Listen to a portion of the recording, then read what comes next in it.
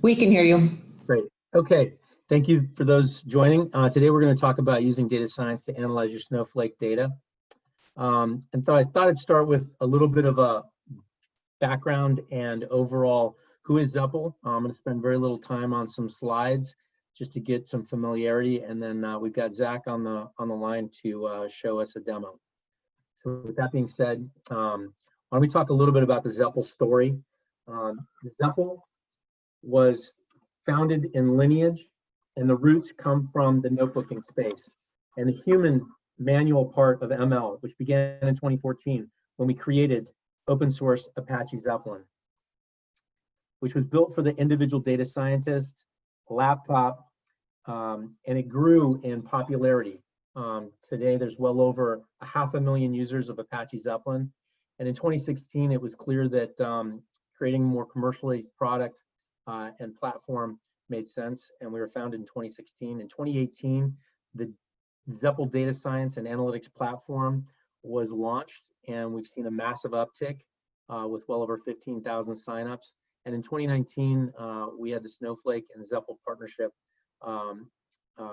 begin. And as I mentioned, in this journey, we've seen a massive uptick in not just the open source customers with well over 500,000 there, but obviously the Zepl users on top. A great community of customers. And over this time, again, as the adoption of Apache Zeppelin took place, a clear gap began to appear. When there was a single data scientist, single laptop, it wasn't such a big problem. But as the data science community grew, data analysts started to look at those models and data science outputs. It became clear that in a more commercialized product that allowed collaboration, sharing, and security to take place. One example would be Twitter. In 2016, there was a single data scientist working on Apache Zeppelin, and over the course of time, a massive uptick in the number of data scientists, data analysts, engineers. Today, there's well over 1,000 individuals that have created north of 10,000 notebooks. There's almost 500 that are accessed on a daily basis. And we're talking, from citizen data scientists to regular data, to the data analysts, to everybody. And how do you democratize data science across your organization? How do you create the ability to share notebooks, whether it be Apache Zeppelin or Jupyter? How do you secure those notebooks? And how do you do this at scale with access controls and whatnot? And so we saw some gaps. As I mentioned, those gaps really focused on areas like collaboration.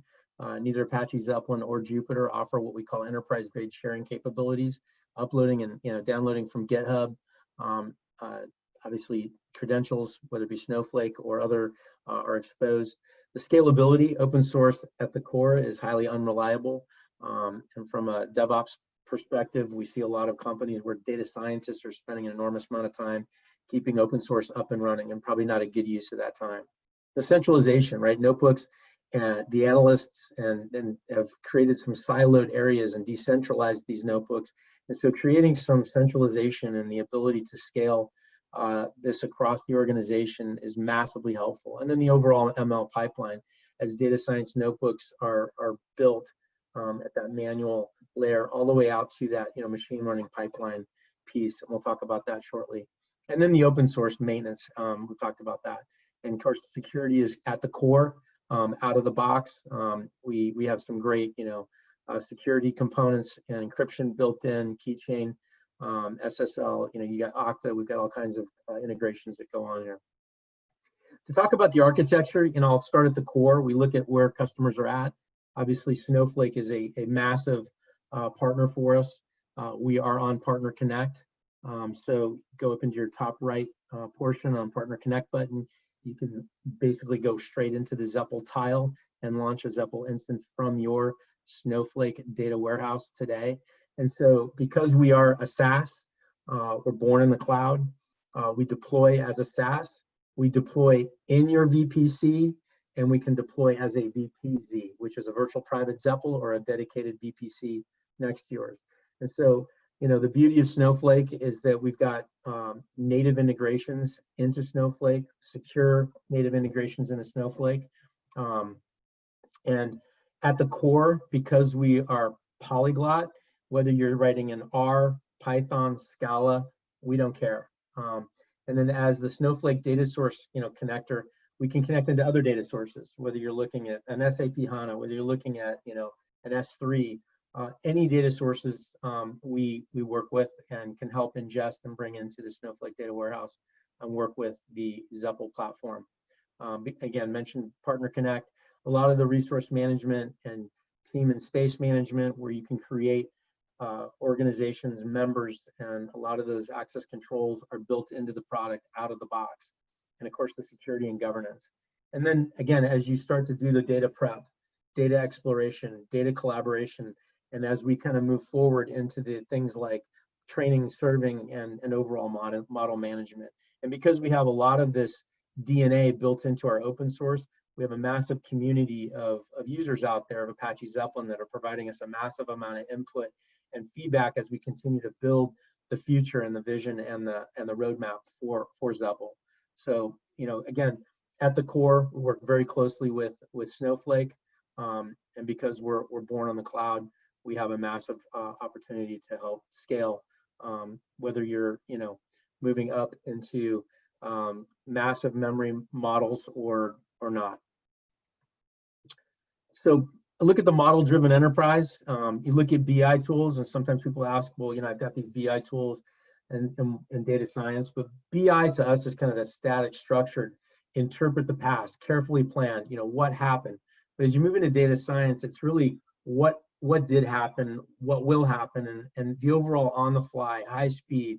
It's complex. There's predictive, prescriptive, preventative, and that exploratory and experimental aspect to model-driven enterprises. And one of the key components of Zepl is that we built visualization into the product. So a lot of times the data scientist or the citizen data scientist who wants to be able to take their model or what they put in their notebook and be able to share that out to a business user in some form of visualization, whether it be Matplotlib or others or other graphs, we can do that, right? We've got visualization tools built into the technology, built in out of the box to allow you to share and collaborate the results that you're getting within your notebooks. And so as mentioned, Snowflake and Zepl are very close, obviously with the native connection and the Zepl Partner Connect tile that's in your system. We've got secure keychain built in. We've got some great joint partner development that's in place. And of course, the marketing and analytics solution, we're talking about things like reverse partner connect as folks that are using Apache Zeppelin and Zepl in particular, and that maybe aren't using a Snowflake could then kind of go in and check out Snowflake because of our great partnership. And so a couple of use cases that we've had out there, some great customers, Yonder, social media company out of Texas. They do a lot of analysis around many Fortune 1000 customers where they're protecting their brands. Challenges was that they were using Jupyter and Jupyter Hub. The issues were around scaling and collaborating, again, open source challenges that they ran into, and security. Storing Snowflake credentials in the notebook in and out of GitHub wasn't helpful.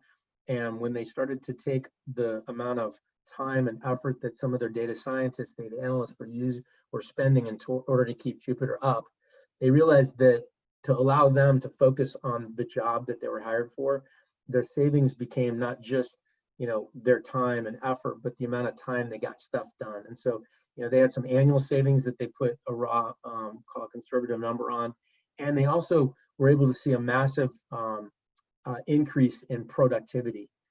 They were able to get to market faster, 4 times faster. They were able to secure their credentials and do our keychain access. And so they've seen a massive uptick on that. We see IoT as a key area of where we're focused. Things like the smart car challenges, where in fact, companies like putting these IoT devices in your car, brake pads to the braking mechanisms, everything that's getting generated and pulled back. There's the lack of control and rapid growth of those notebooks within some of these companies. Data potentially walking out the door was an issue. There was no control over who was accessing various sets of data. They had difficult accessing via Cassandra, S3, Spark. Then we work with a lot of variables within the environment. And so for us, we were able to, again, integrate Cassandra and S3 with Spark, Python, Scala. Again, because we were cloud-based, the security and controls over the Zepl notebooks became paramount. And of course, the data access to ensure the right users were accessing the right data. Biotech and pharma, we've seen a lot of uptick in that area, and clinical field trials, use cases, lost hundreds, thousands of hospitals. They found challenges in using these data science notebooks within the hospitals, but there was an inability to kind of real world share these results. They wanted to create a data stack that allows easy sharing of the notebooks in a secure way. There was no data science collaboration built in, and the standard ML and analysis knowledge sharing was absent. And so, we amplified the ability to, put analysis in motion. We were able to pass results of analysis and not actual patient or results data for a consolidation perspective. We were able to help them develop models and share them with sites, hospitals, clinics, registries, with the access controls across the worldwide teams. And the sites use Zepl, or OSS as Zepl has built in a lot of flexibility.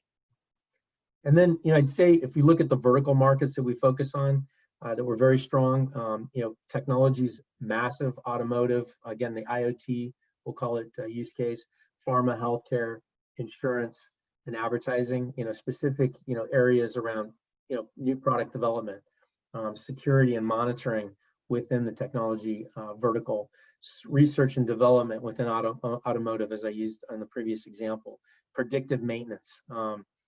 When is it going to break down? How is it going to break down? Again, predictive modeling around some of these devices. Clinical trials, again, design trials that allow for more efficient patient enrollment are one area. Again, a lot of different hospitals and whatnot. We see a lot of retail bringing in, how do we do, fraud protection, customer segmentation, and whatnot. And then, of course, as I mentioned, advertising and marketing, which we'll talk about in the demo today. So with that being said, I'm going to turn it over to Zach. And Zach, why don't you get ourselves up and rolling? I'll stop sharing. Great, thanks, Jay. Yeah, that was great. Guys, everybody, please don't forget that if you have any questions, feel free to submit those in the Q&A, and we'll get to your questions towards the end.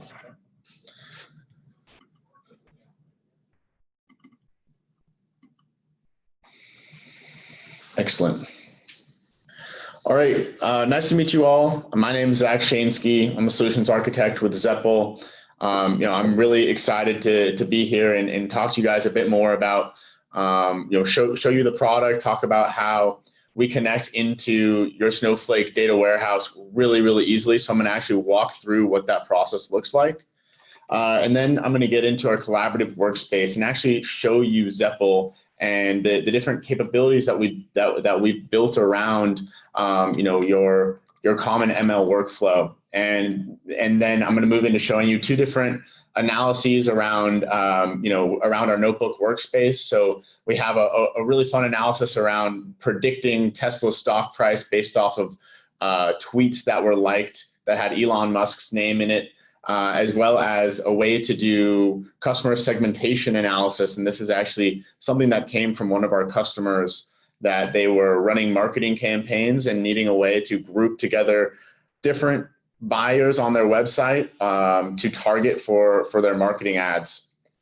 And then we'll get into some of the management console and features that allows you to set up cost control as well as resource scalability in providing a common framework for everybody to work with the same libraries, interpreters. And then lastly, I'll show we have a really great exploration page, Zepl Explorer, that allows you to publish your work as well as leverage existing notebooks or existing work to get to value faster. Great. Let's begin. So what I'm going to start is actually in the Snowflake workflow to show you how easy it is for you guys to get your Snowflake data warehouse connected to a free trial of Zepl. So up here in the top right, you'll have your username and a partner connect icon. go ahead and what you want to do is select the Partner Connect icon, and you'll notice that Zepl is one of the tiles at the bottom.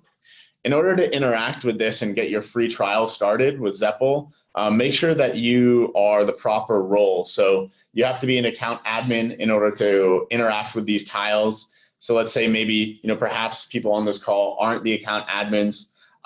That's not a problem. I'm going to show you, this is one path into getting into the free trial of Zepl and connecting to Snowflake. But later on, I'll actually show you how you can connect your Snowflake data warehouse with inside the product as well.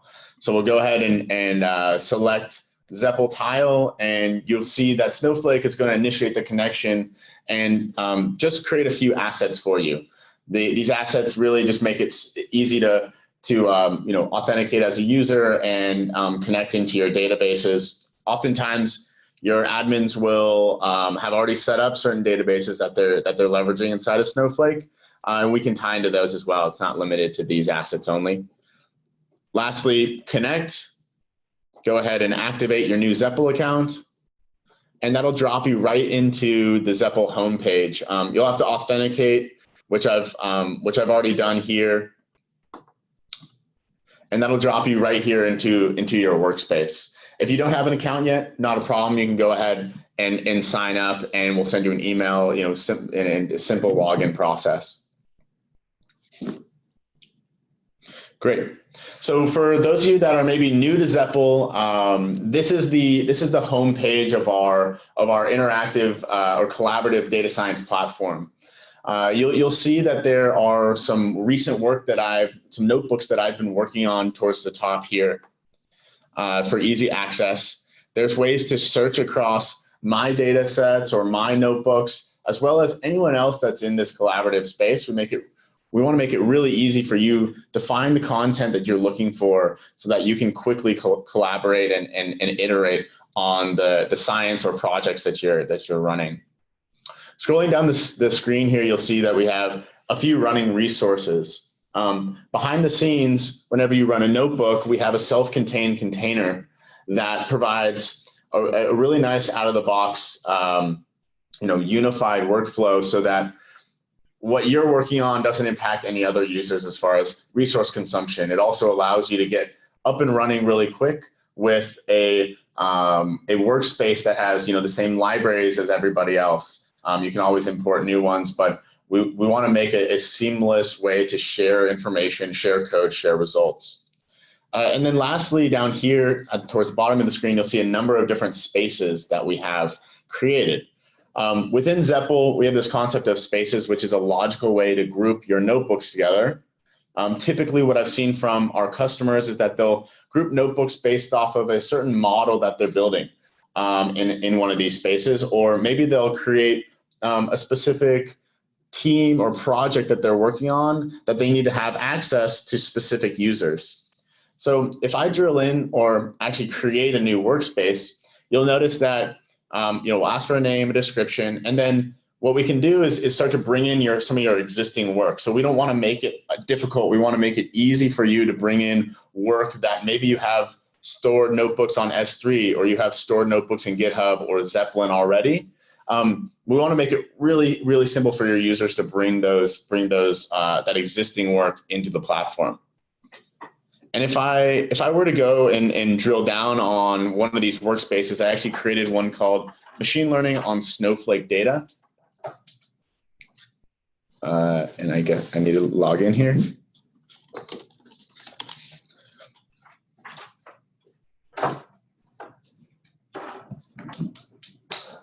All right, great.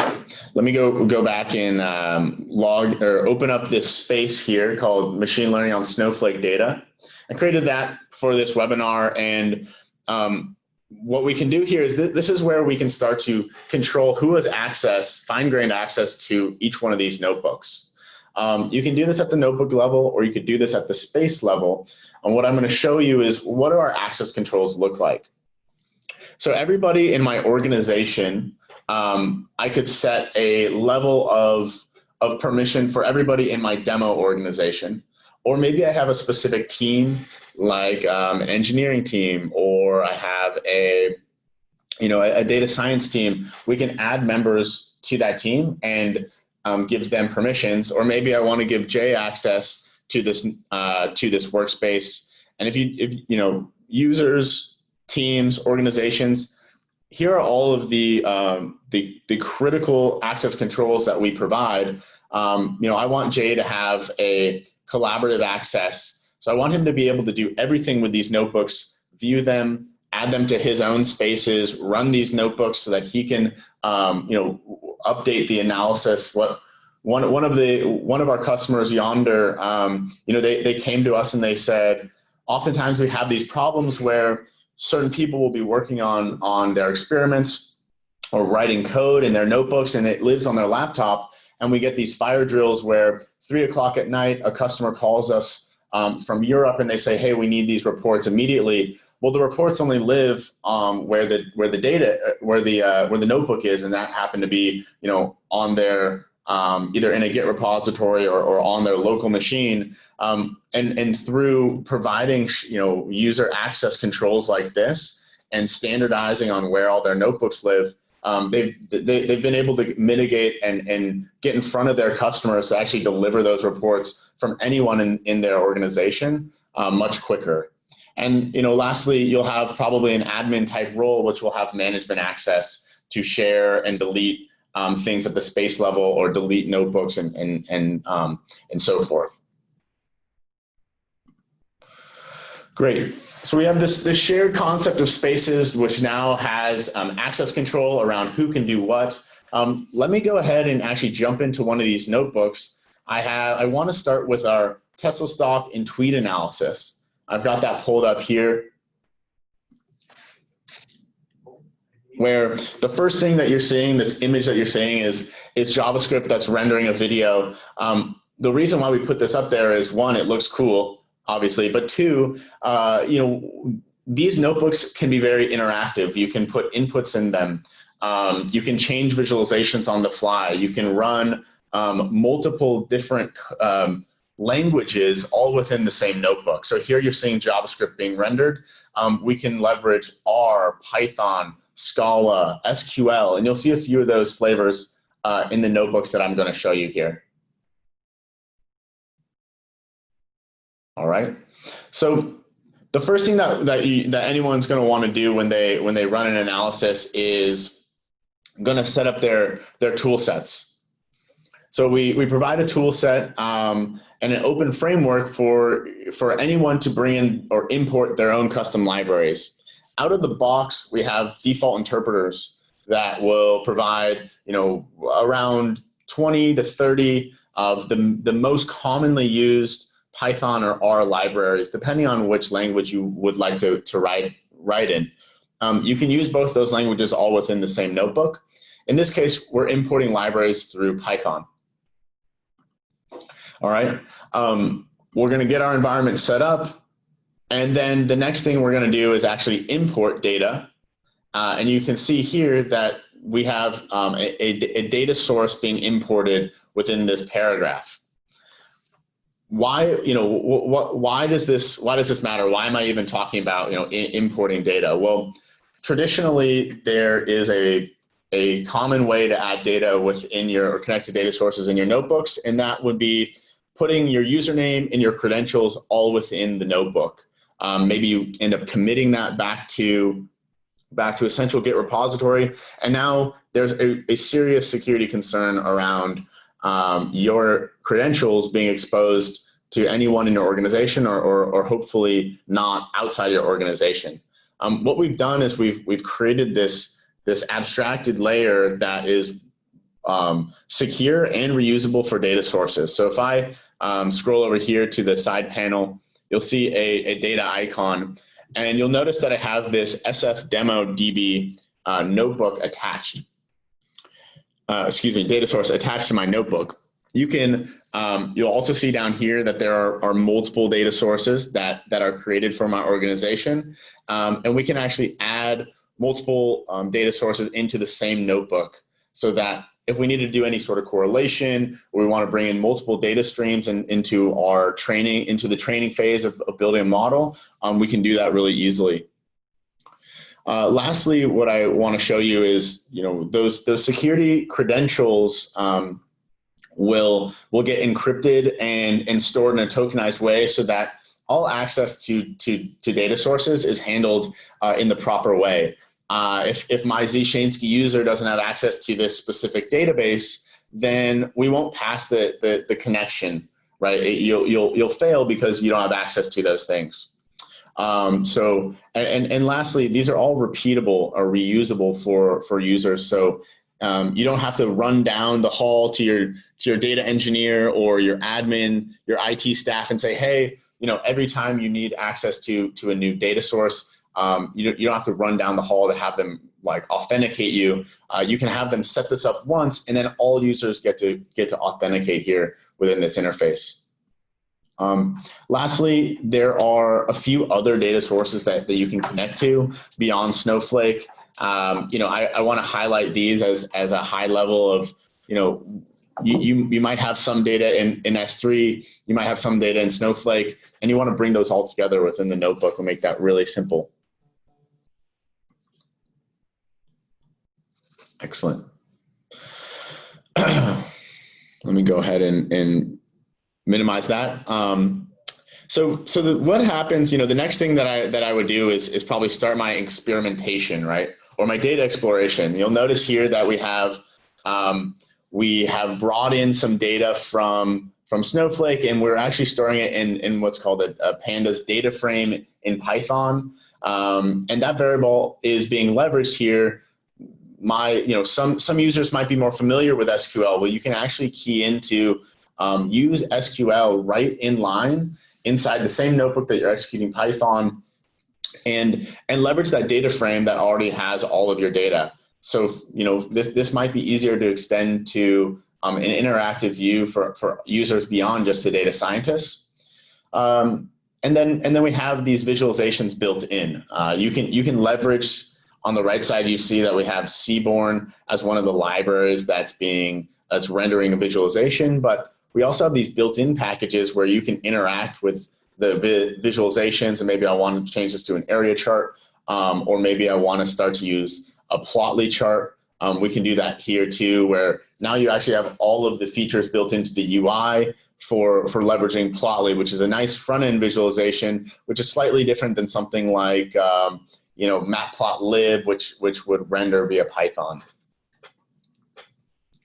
So a common question that I get when I'm at this point is, what is actually running behind the scenes, or what is powering these notebooks, right? A common issue within the data science world is you have a limited number of resources that are provisioned to either your laptop, maybe you have a box that's set up, or you have access, or your IT staff is giving you access to something in AWS, EC2, and so forth. But you don't really have access to making that bigger, scaling it up or scaling it down. What we want to do here is make it really simple to provide t-shirt sizes to your users to say, you can scale this up or scale this down depending on what part of your analysis you're in, and provide additional resources behind the scenes. These resources get attached to an individual container, and that container is self-contained. And the reason why we architected this to be that way is so that one, you don't have to deal with noisy neighbors. So if other users are running heavy processing jobs, they're not going to affect yours. And another one is security. So being able to containerize all of the work that you're doing here, you can be sure that your data is living only within that context, and you aren't able to, people aren't able, or anyone else isn't able to access inbound into that. The last part of the container that gets set up is these default interpreters, like I mentioned. We can run all of these languages all within the interface, but you get it to define a pre-built interpreter, or potentially you have your own modules and packages or libraries that you've built, and we could compile those and add them into an interpreter as well. Okay, great. So we've talked about how to bring in data, how to start to visualize your data with built-in interactive workflow. We talked about what is running behind the scenes and how you set up containers. and we've attached a data source. So the next thing we want to do is start to build our model. So we're going to take that data and split our model into a training data set and try to actually predict if we can take stock prices over time and predict what those stock prices will be in the future in, say, a 1 to 2 week time window. So we're gonna run through this training data set. We're gonna make a prediction, and then we're gonna showcase here our accuracy. And then scrolling down, what we want to do is actually visualize our prediction over time. So you'll see here we've got our actual data in our training data set, as well as our predicted price, and then a zoomed in view of that. So at this point, maybe we're happy with this model or this analysis, or maybe not. But we might want to actually share these results out with our team. You can provide sharing in a number of ways, right? We talked about collaboration, building out access control on the specific notebook, but maybe I just want to actually share this paragraph. So you can send out links to either external or internal sites within your business to showcase what is the result set that we're getting back. It becomes really, really easy to provide feedback along the shared notebook right here in line, where you can actually start to interact with your team by creating comments. So maybe for this analysis, we'd say, "Great work. Let's keep iterating." Right, and then we'll support Markdown in these things. So we want to create this interactive environment where you can really start to iterate faster with the goal of releasing better code faster. Along the similar lines, right? Now that we've shared one paragraph, we might want to actually share the full result set or the full notebook. So we have this mechanism to actually publish out all of the results to our notebook with a given, a simple link. And that becomes a really nice way to share your analysis, to share all of the result sets that you have. And then it gives the opportunity for users to actually import this notebook directly into their own space and start to work with the same code, with the same results, and the same data. Great. So if I jump back here, back into our notebook, we've talked about sharing. We've built a model that is predicting up to a certain level of confidence. We've shared that out with our team and gotten some feedback through comments. And then along the same lines, what we might want to do is if a teammate comes in and starts to maybe edit code, or maybe they come down here to these new Python libraries and they start to install some new package. What we can always do is version control all of these notebooks based off of any code change that happens or any result set change that happens. So that becomes a really nice way to say, maybe I want to roll back to these results because I know this was a stable build. If you click on this, it'll render a screenshot, or basically a screen cap of exactly where you were in that given period of time at that snapshot, and give you a preview.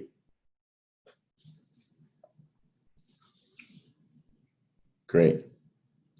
So let me quickly pause. What we're going to go through now is bringing in or integrating with an external API in order to bring in a new data source. So while this is separate from the data sources that we created earlier, bringing in Snowflake data, you always are going to want to be able to interact with external tool sets or external tools, commonly REST APIs. And in this case, we're going to interact with a Twitter API, pull in tweets from Elon Musk and see how many likes he gets over time, with an effort to ultimately plot those liked tweets on the same graph of the Snowflake data where we have stock prices coming in. This analysis, while we created a predictive model, there's probably still some analytics or an a model that we could build with these additional variables of the number of number of likes in tweets. But here's a good start as far as our visualization to look at trends along the lines of number of likes, the typical trend or the actual stock price, and then ultimately overlay our prediction.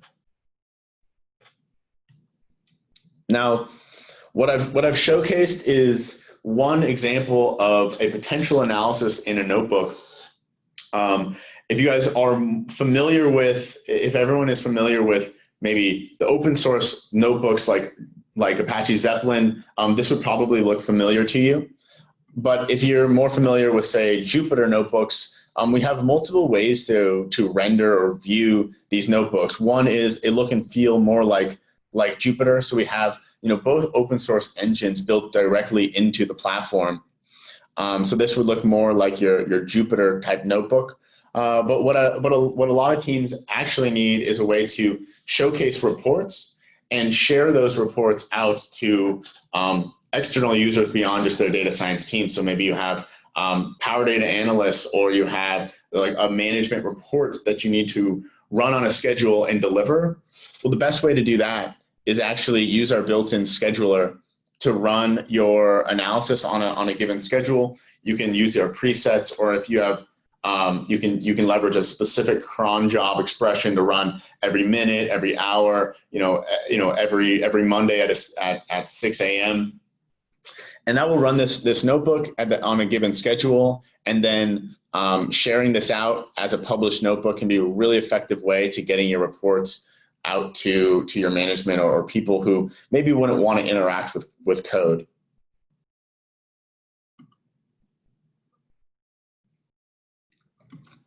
Excellent. So from here, we've covered actually a lot of different things. We started in our spaces and talked about access control, how we can give certain users access to notebooks, and give some teams access maybe to more flexible or more functionality around the notebook. And then we started going through talking about built-in visualizations that we offer, both front-end visualizations as well as visualizations built into your coding language, whether it's Python or R. We talked about sharing notebooks and collaborating based off of leaving comments and so forth. And we attached several data sources that were built in. The next analysis that I would like to walk through is around customer segmentation. I'm going to move through this one fairly quickly. A lot of the same ideas apply, right? When you're a data scientist, you need to import your libraries, your data. You'll do some data exploration. But what I want to showcase is, as we scroll down here, you'll notice we're going to explore our data, look at the shape of it. We've got customers that are actually buying things on our website. And this is a real use case that we did with one of our customers. We've got gender, age, income, and spending score. And we want to use those variables to group together certain types of spending habits by user. So we'll explore the data, and then we'll start to visualize what is the shape of our data. How many male versus female buyers do we have? Do we have a skewed distribution of spending score or annual income? Right, those might dictate the algorithms that we use in order to do this analysis. We can plot the relationship between every single permutation of a variable that we might want to leverage, and ultimately start to plot, do we see any clusters just visually within our environment? And all of these visualizations are being rendered by a library in Python called matplotlib. Lastly, we start to actually cluster these variables. We'll use 2 dimensions for age and spending, and annual income and spending score. So it looks like we have a young population that has a very high spending score. And so maybe those are the types of users that we want to market to premium products to, or certain demographics that we want to target. This is one way to start getting a better understanding of what your customer base is. We had an IoT company that has employees that are truck drivers, and they wanted to look at certain types of driving habits, but based off of all the IoT sensors in the actual truck. And this would be one approach that we shared with them they were very interested in order to actually start to group together different types of drivers. And ultimately, if we scroll down, we can leverage three dimensions with our built-in Plotly editor to actually visualize those same clusters across three different variables. All right. So if anyone's interested in any of the analysis, that we've conducted so far, I'd be happy. I would love to work with you and talk through some additional use cases that you might have. The last thing that I'm going to show, and then we can go into Q&A, is around some of the management features that we offer. So under our resources here, you'll notice that as an admin, you probably would want to have control over all of the data sources that people are able to access. We've got a one-stop shop, a one single place where you can manage that. And here are all of the data sources that we've created. And remember, you only have to create these once, and all the users have to do is authenticate based off their credentials.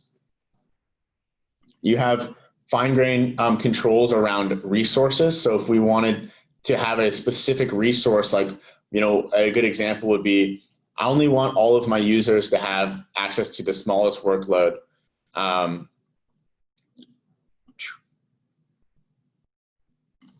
And we have really nice built-in capabilities that allows you to set up who is able to access those specific resources, as well as how long should those resources run until they're shut down if they aren't being leveraged, right? So we want to make it transparent and easy to use, but also cost-effective for your organization. So you only pay for what you use. Okay, great. So with that, I'm actually going to come back to the home screen, and I think would be a good time to, Elise, if we transition to Q&A. Sure. Excellent. Thank you, Zach. That was awesome. So yeah, we've got a couple great questions. Thank you for your questions. And let's see, the first one is around security of data access and just sort of, how we handle our data, credentials, all that sort of stuff. Do you want to take that? Yeah, sure. That's a great question. So security around data access, we'll handle all within those data source connectors. When a user puts in their username and password, or oftentimes you might need to leverage SSO or single sign-on. We'll store all those credentials in an encrypted format. And excuse me. Thank you. Sorry, there we go. Yeah, no worries. Yeah, so we'll encrypt your credentials, or if you're using single sign-on, then your SAML provider will handle that. Okay, great. Another question around, let's see, is it possible to do experiment tracking in order to do multiple train test runs and be able to review historical results? Yeah, great question. I think that came from Sebastian. We can definitely handle that multiple train test runs. And one way would be every time that there's a code change or a result set change inside of Zepl, we're gonna make an automatic commit to our internal version control. So that can give you some assurance that you'll have a little bit of lineage or history around all of the runs or the previous runs that you have done. Great. Let's see. This is a question for Brian Kadis, who is our Chief Product Officer. He's in the room as well.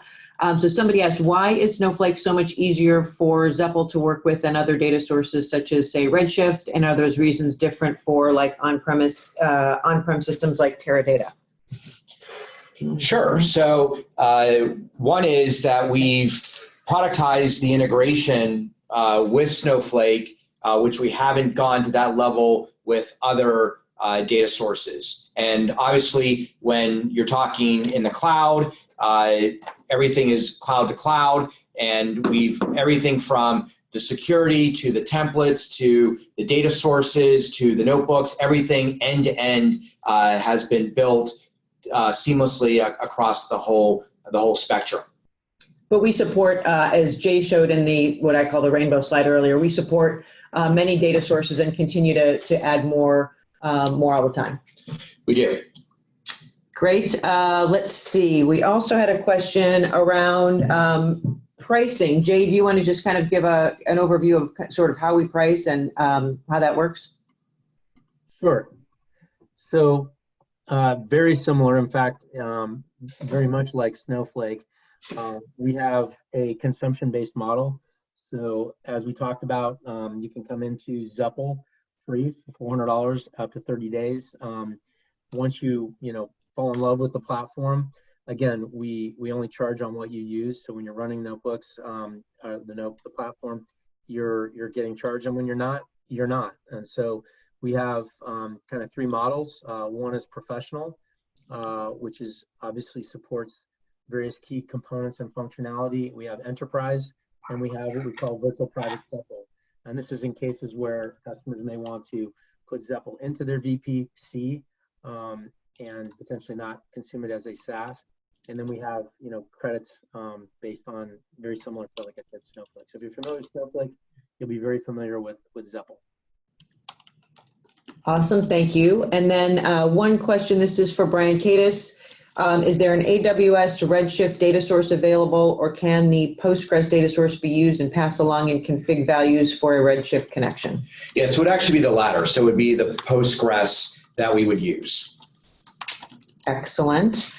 That looks like all of the questions. So thank you, everyone, for attending today. And, if you'd like to get started, you can try Zepl for free in Partner Connect from right within Snowflake. Or if you're not yet a Snowflake customer, you can try Zepl for free on our website at Zepl.com. And if you would like to talk to sales further, you can reach out to us at sales@Zepl.com. We'll also send a replay of this out to you probably by tomorrow. Thank you so much for attending. Really appreciate it. And have a great day. Thank you.